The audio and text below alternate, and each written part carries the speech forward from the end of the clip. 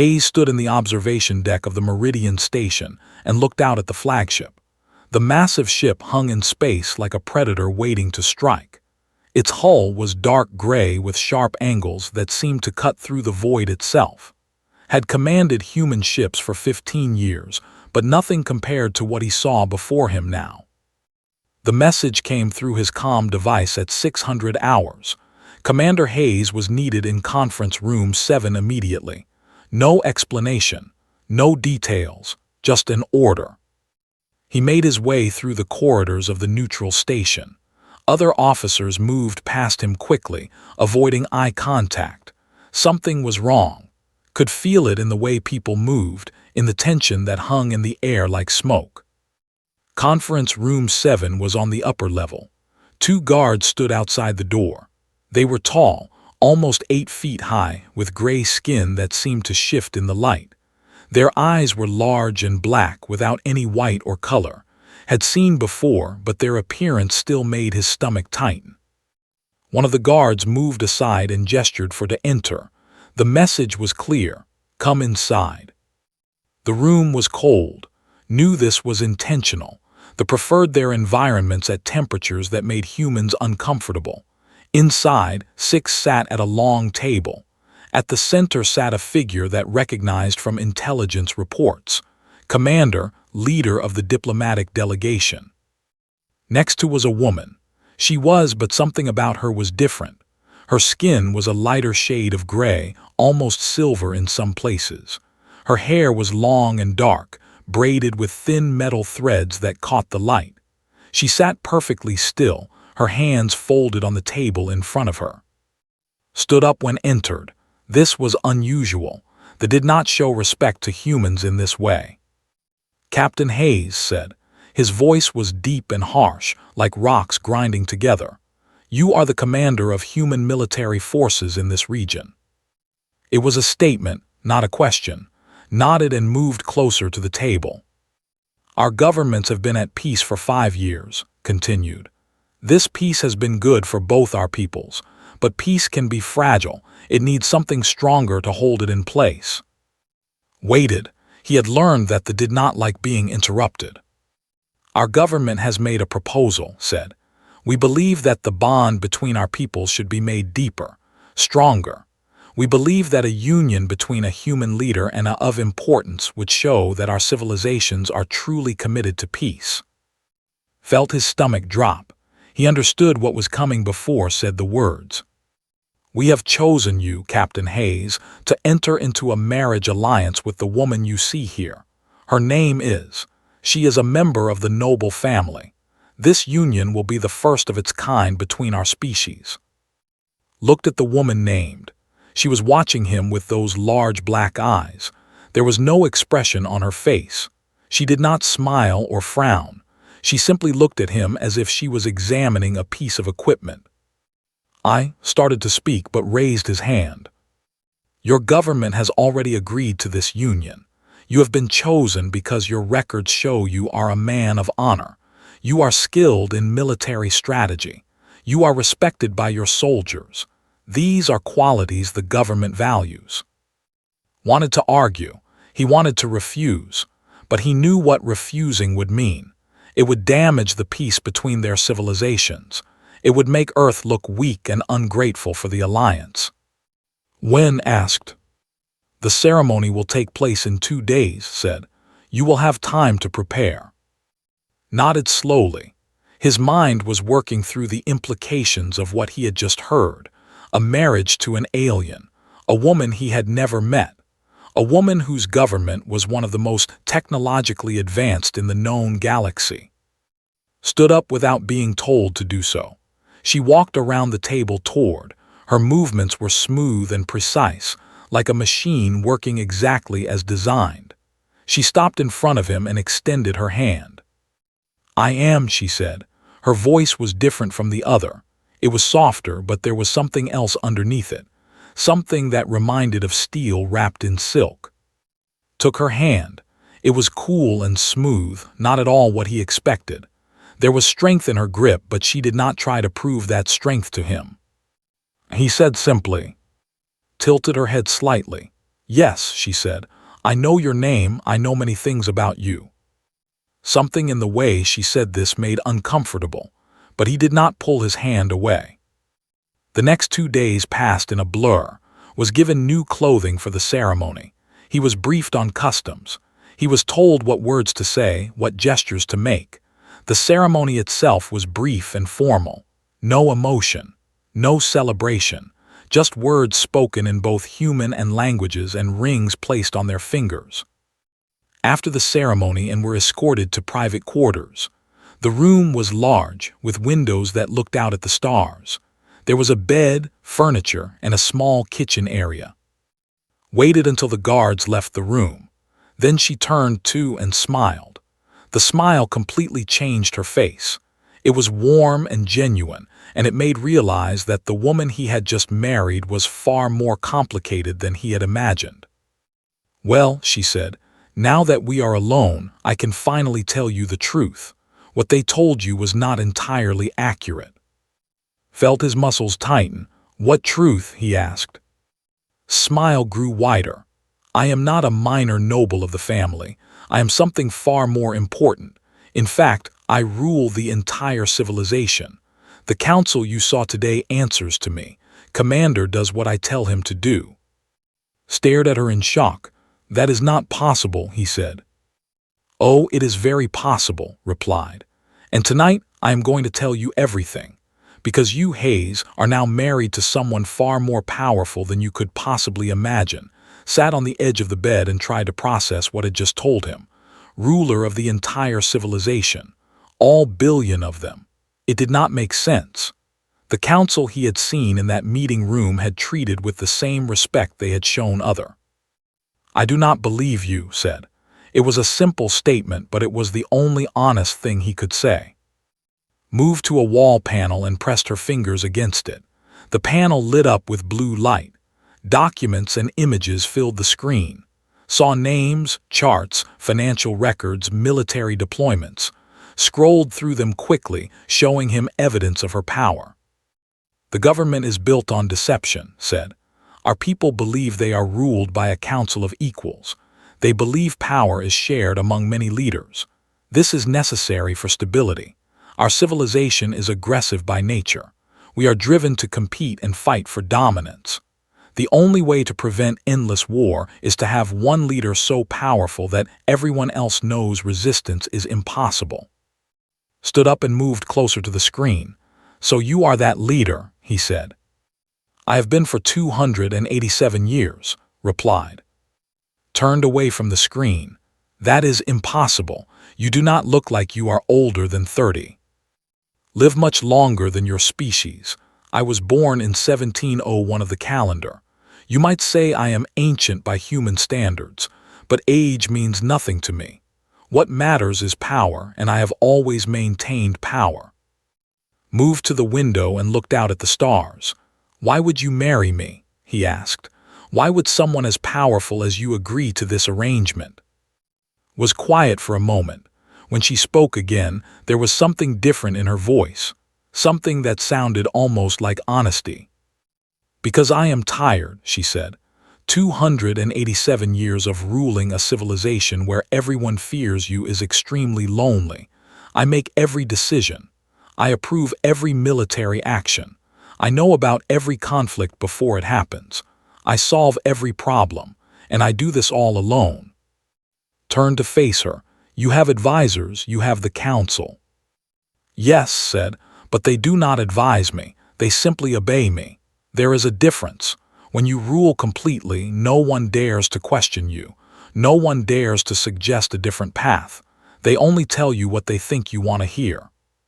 She moved to the window and stood beside. Her reflection was pale against the dark glass. I chose you because your records show something rare in humans, said. You have compassion, but you are not weak. You are strong enough to make hard choices, but you also question those choices. You do not simply obey orders. You think about why those orders exist. I have never met anyone like that before. Was not sure how to respond to this. He had been forced into a marriage with a woman he did not know. Now that woman was telling him she was the most powerful being in the galaxy, and she had married him because he was different. It was overwhelming. "What do you want from me?" asked. "What is the purpose of this marriage from your perspective?" Turned away from the window. "I want you to help me," she said. "I want you to advise me on decisions that affect both our civilizations. I want you to tell me what you actually think, not what you think I want to hear.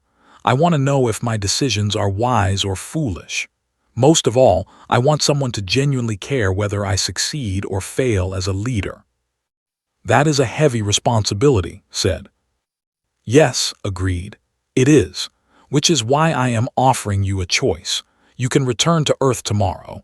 You can tell them that the marriage did not work out. You can live the rest of your life without knowing the secrets I know. Or you can stay here and help me, knowing that your life will never be simple again." Thought about what this choice meant. If he returned to Earth, he would be safe.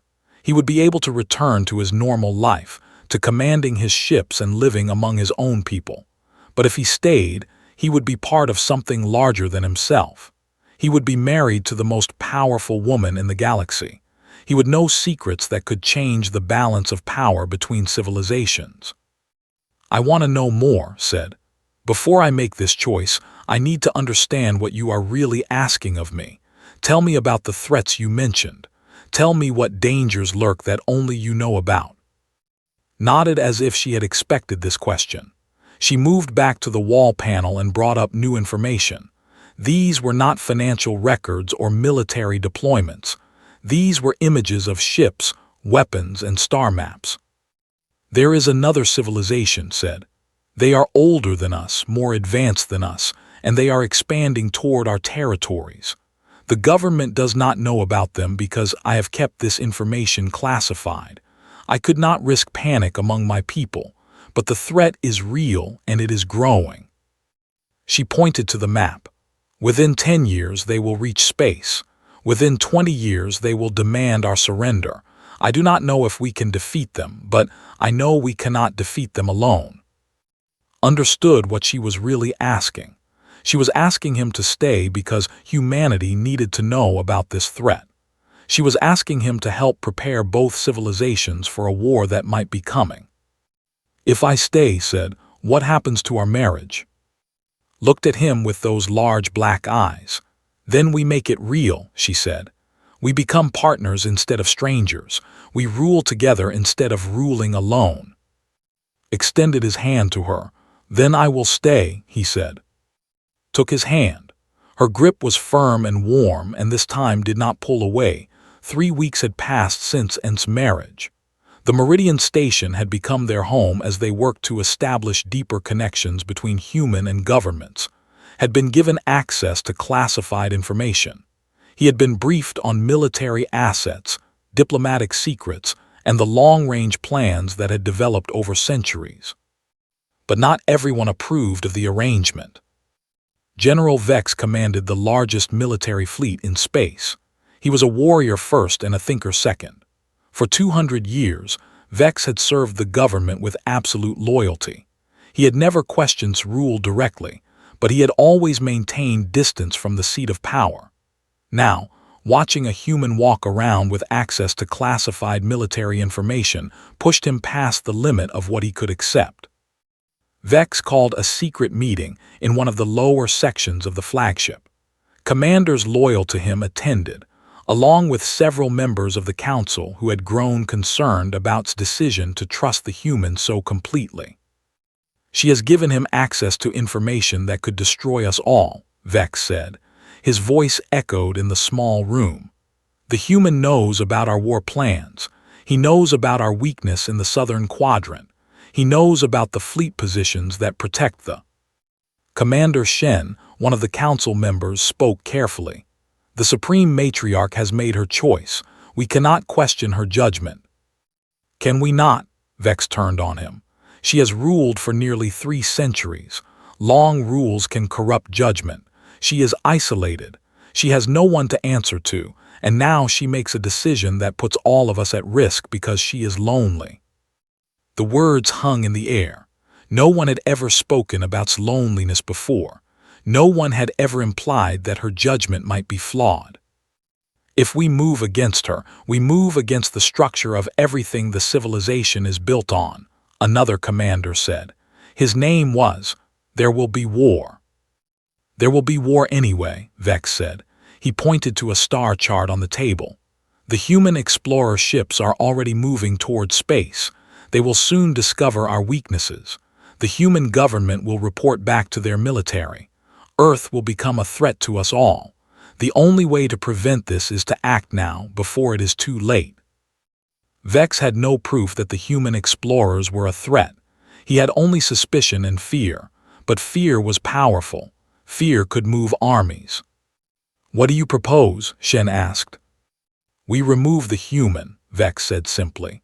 "We claim he was killed in an accident, a system malfunction, a small explosion in his quarters. These things happen in space. Then we contain the information he has been given. We tell the Supreme Matriarch that her judgment was clouded. We implement new security protocols that prevent any human from having access to classified information ever again." And asked, "The Supreme Matriarch will understand the necessity of these actions," Vex said. "She will see that we acted to protect the civilization she has ruled for so long." He was wrong about that, but he did not know it yet. The assassination attempt came 3 days later. Was alone in the corridors of the flagship, walking toward his quarters after a meeting with. A panel in the wall suddenly exploded outward. He dove to the side and felt the heat of the blast wash over him. Debris struck his shoulders and back, tearing his uniform but missing vital organs. An alarm started to wail. Red lights flashed in the corridors, ran toward the nearest communication station and sent a distress signal. Within minutes, security forces surrounded him. Herself arrived moments later. Her expression was cold and furious. She examines injuries with hands that shook slightly with barely contained rage. "This was Vex," she said. "It was not a question." "I do not know for certain," said, though he suspected the same thing. Over the past few weeks, he had learned to recognize the political dynamics of society. Vex had the most to lose from his presence and trust in him. "I know," said. "I have always known that Vex harbored doubts about my rule, but this is the first time he has moved against me directly. This is an act of war." She gave orders to her security chief, was moved to a heavily protected wing of the palace, deep inside territory. The facility was impenetrable. Guards stood outside his door constantly. His movements were restricted. He was a prisoner, albeit a comfortable one. Meanwhile, Vex moved quickly.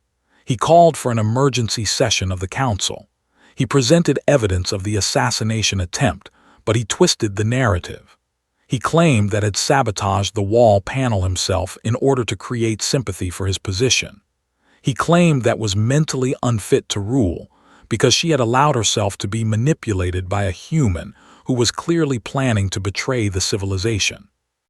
"The Supreme Matriarch has lost her way," Vex told the assembled council members. "She trusts an alien who has no loyalty to our people. She shares our military secrets with outsiders. She puts our civilization at risk. We must act to protect ourselves." Several council members were swayed by his arguments. Fear was spreading through the leadership. If the human was truly a threat, if the Supreme Matriarch was truly unfit to rule, then something had to be done. Vex made his move. He surrounded the palace with military forces. He demanded that step aside temporarily while an investigation was conducted. He presented himself as the protector of civilization, not as a threat to rule. Remained calm even as her power was being challenged. She confined herself to the palace and began reaching out to commanders she knew were loyal to her. But Vex had calculated his move well. He had chosen a moment when many of his loyal forces were scattered across space. For the first time in nearly 3 centuries, his absolute rule was truly threatened. Locked in his protected quarters, had no way to know what was happening, but he could feel it in the weight of the silence that surrounded him. Something had changed. The balance of power in the galaxy had shifted and he was at the center of the storm, did not know how long he had been locked in his quarters. Days blended together in the same gray light. The guards would not talk to him. They only brought him food and water. Then, one morning, everything changed.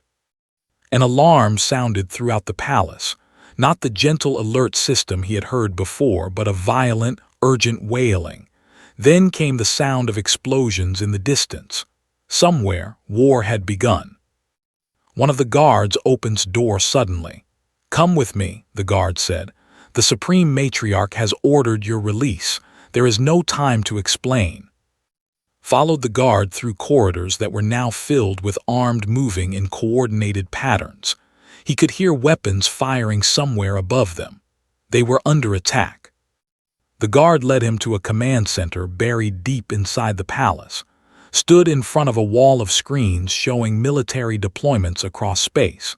Her face was hardened into an expression of pure focus. She said, turning toward him, "I need you to do something very important, something that only a human can do effectively." "What?" asked, moving to her side. "Vex has convinced many of the council members that I am unfit to rule," said quickly. "He is using their fear to control them, but the ordinary people of my civilization do not know what is happening. They only know that military forces are moving and that something is wrong. I am ordering a broadcast to the entire population. I want you to speak to them." Felt shock run through his body. "Me? Why would your people listen to a human?" "Because you can do something I cannot," said. "You can speak with genuine emotion. You can make them understand why this matters. My people have lived under my rule for so long that they accept what I tell them without question. But you are an outsider. You have no power except the power of truth. That is exactly what they need to hear right now." She did not wait for his response. She guided him to a broadcast station and placed him in front of a camera. "Speak from your heart," she said. "Tell them what you know about humanity and what we could build together." Looked at the camera. Billions were watching him. Billions of people who had been told that he was a threat, that he was a spy, that he was manipulating their supreme matriarch. And now he had to convince them otherwise in a matter of minutes. He began to speak. At first his voice was uncertain, but it grew stronger as he found his words. "I am Hayes. I am human, and I am standing before you to tell you something important. Your government told you that I am a threat to your civilization. Your leaders told you that I am here to steal your secrets and betray your people. They told you that I have corrupted your supreme matriarch with false promises and manipulation." He paused, looking directly into the camera. "These things are not true. I am a human who came to your world as part of a peace agreement. Your supreme matriarch married me not because she was weak or because she was fooled. She married me because she believed that humans and could build something better together. She married me because she wanted to change how her civilization works. She wanted to create a government where power is shared, where questions are asked, where different ideas can be heard." Moved closer to the camera, and his voice became more intense. "I know that some of your leaders are telling you that this is dangerous. I know that they are using fear to control you. They are telling you that change is bad, that trusting humans is impossible, that the old way of ruling must continue forever. But I am here to tell you that this is wrong." He thought about his life as a human. He thought about the struggles humanity had faced throughout its history. "Humans have always been underdogs," said. "We have always faced enemies that were larger, stronger, and more technologically advanced than us. But we have survived because of one thing. We do not give up. We do not accept that things must be the way they have always been. We fight for change, even when change is hard, even when change is frightening. We do this because we believe that better is possible." Behind, alarms were sounding. Military forces loyal to were engaging Vex's forces throughout space. But continued speaking, his voice steady and clear. "Your supreme matriarch is not trying to destroy your civilization. She is trying to save it. She is trying to make it stronger by opening it to new ideas and new partnerships.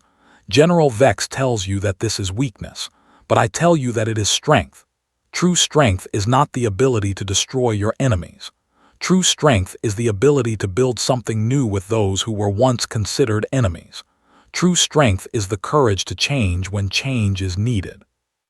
Looked away from the camera for a moment, as if gathering courage, then looked back. I am asking you, the people of the civilization, to stand with your supreme matriarch, not because she is your ruler, but because her vision for the future is right. Stand with her because you believe in the possibility of peace between our species.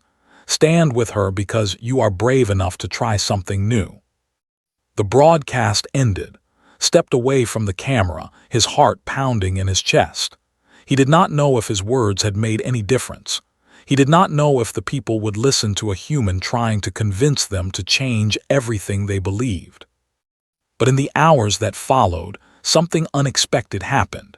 Military commanders loyal to reported that Ordinary were gathering around her forces, not to fight, but to show their support. Workers were refusing to follow Vex's orders. Council members were abandoning the rebellion, realizing that they had been manipulated by fear. Vex himself was killed by his own soldiers when they realized they were fighting not for the survival of their civilization, but for the personal ambitions of one general. Stood beside as news came in of the rebellion's collapse. She did not smile. She did not celebrate.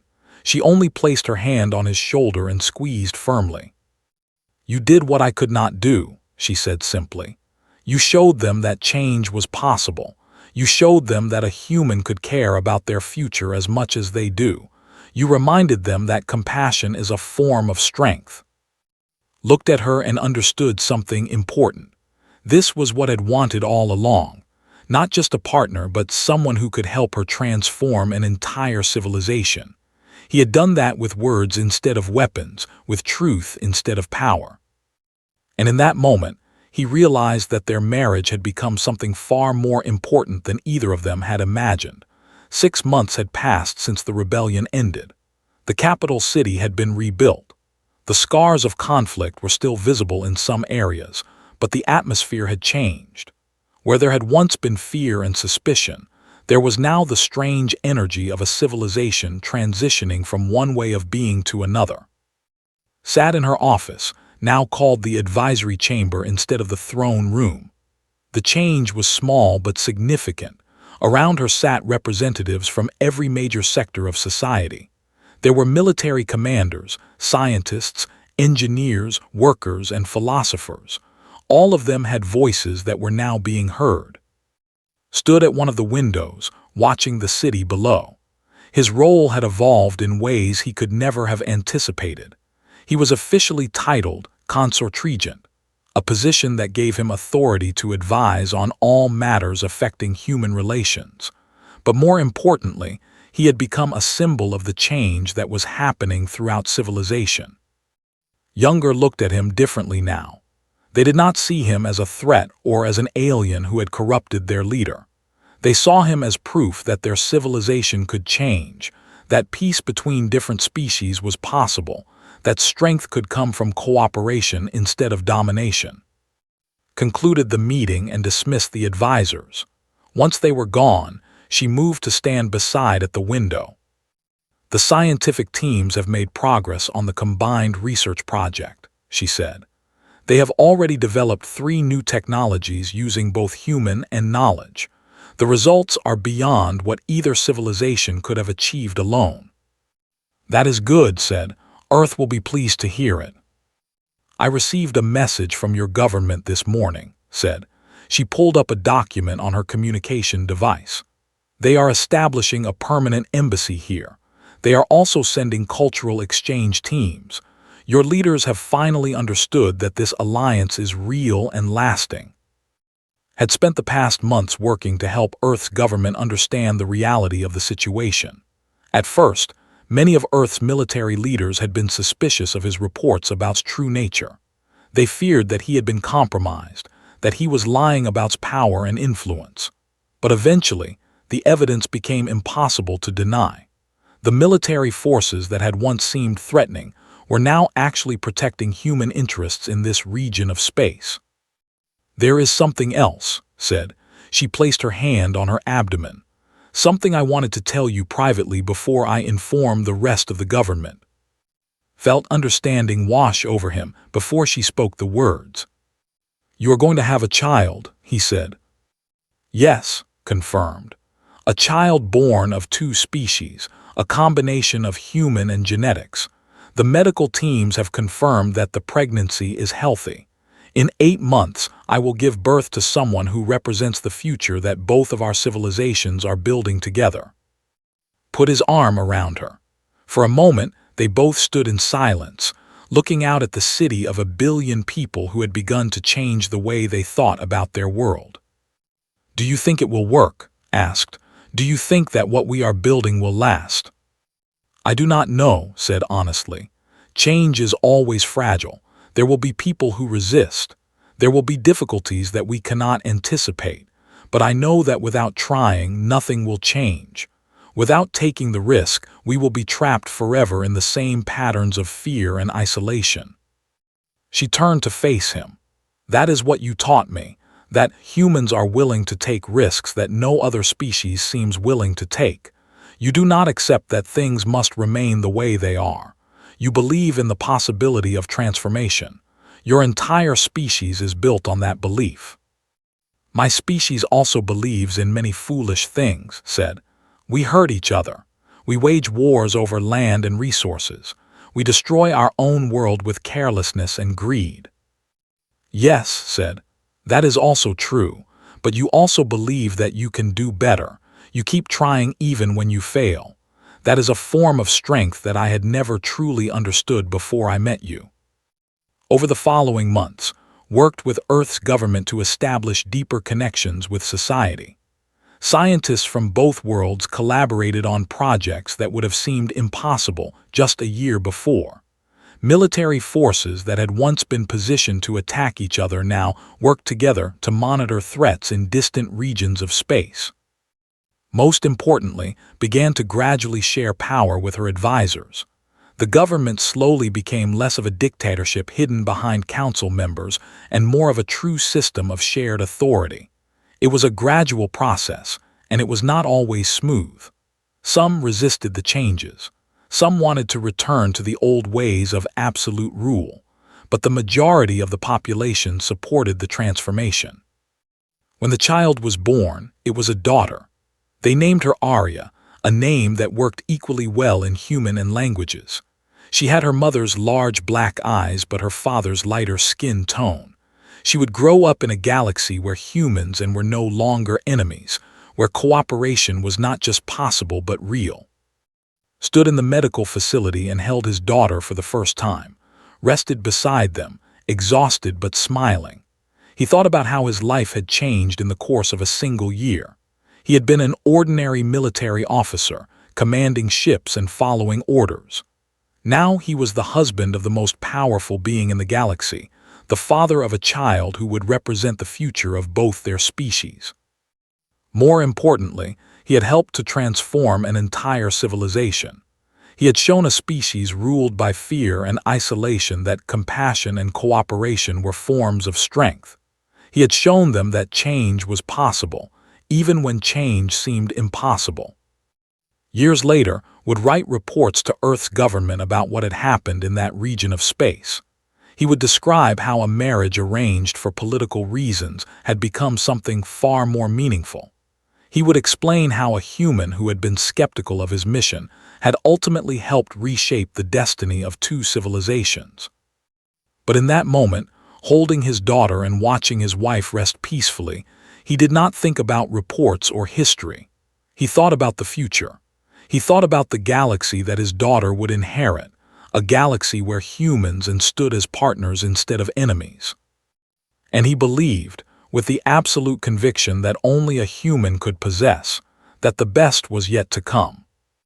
The story of how one human learned to love an alien bride had become the story of how 2 civilizations learned to love each other.